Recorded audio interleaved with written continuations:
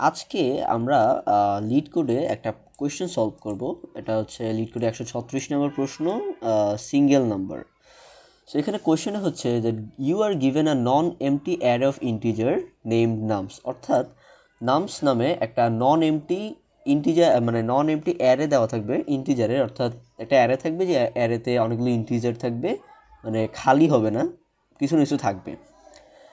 Every element appears twice except for one.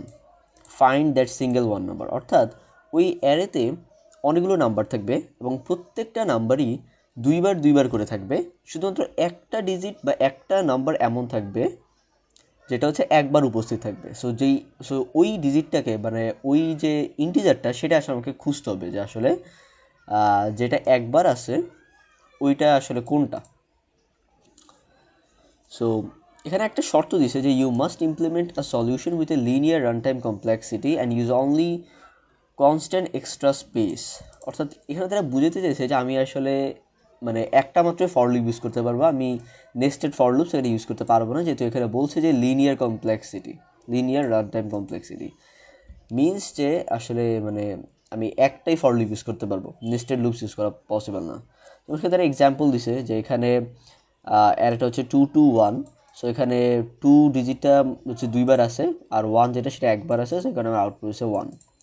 আবার এইখানে example 2তে 4 হচ্ছে আমার একবার আছে এবং 1 2 এগুলো হচ্ছে দুইবার দুইবার করে আছে, শুধুমাত্র 4 হচ্ছে একবার আছে, তো এখানে আমার আউটপুট হচ্ছে 4।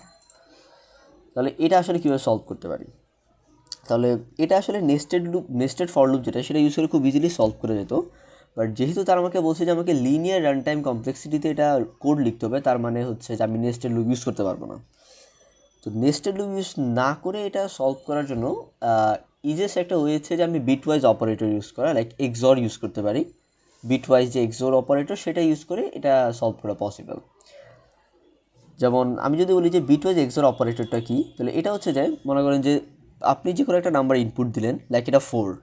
সো 4 ডিজিটে যদি দুইবার থাকে তাহলে যেটা হবে ওই 4 এক্সর 4 মানে 4 এক্সর 4 এটা ইকুয়ালস টু হবে হচ্ছে আমার 0। কারণ হচ্ছে 4-এর যে বাইনারি এবং অর্থাৎ 4-এর যে বাইনারি ফর্ম যেটা সেটা উভয় ক্ষেত্রেই সেম, মানে এই 4-এর জন্য বাইনারি আমি যে কনভার্সনগুলো যেটা পাবো এটা তো আমি বাইনারি কনভার্সন সেটাই পাবো। সো যখন দুইটা মানে সমান মানে দুইটা ইকুয়াল বাইনারি নাম্বারকে যখন আপনি এক্সর করবেন তখন জিনিসটা 0 চলে আসবে। সো এই যে লজিকটা ইউজ করে হচ্ছে আমরা এই কোয়েশ্চনটা সলভ করতে পারি। সো এখানে যদি আমি শুরু করি যে আমি মনে করেন যে প্রথমে একটা একটা টেম্পোরারি একটা ইন্টিজার বানালাম যেটার ভ্যালু দিলাম আমি 0। দেন একটা ফর লুপ চালাবো। ফর লুপটা দিয়ে যেটা করবো যে আমি আসলে মানে অ্যারের প্রত্যেকটা ভ্যালু আমি একটা একটা করে ট্রাভেল করবো, এটাকে অ্যারে ট্রাভার্সাল বলে।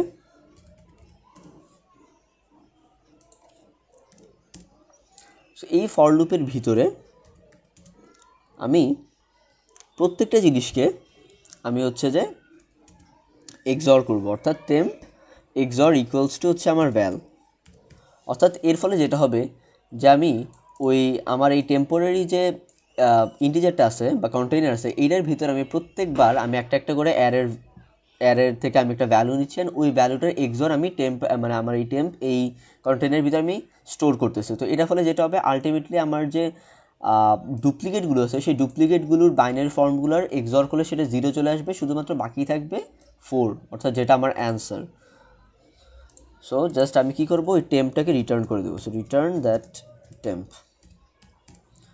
So that's all and this code should now run perfectly. So let's run this.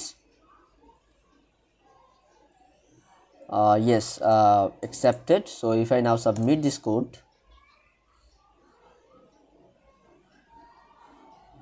so yes, so here you can see that yes, we have beat at almost 100%.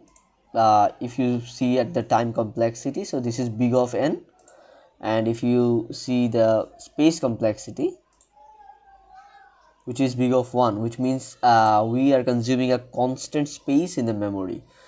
So that's it, that's all for everyone. So hope you guys liked the video, and এরকম আরও video পাওয়ার জন্য চ্যানেলে subscribe করবেন, like করবেন, আমাকে comment করে জানাতে পারেন যে আসলে আপনার কোন মানে লিড করে কোন প্রবলেমটার সলিউশন আপনি জানতে চাচ্ছেন।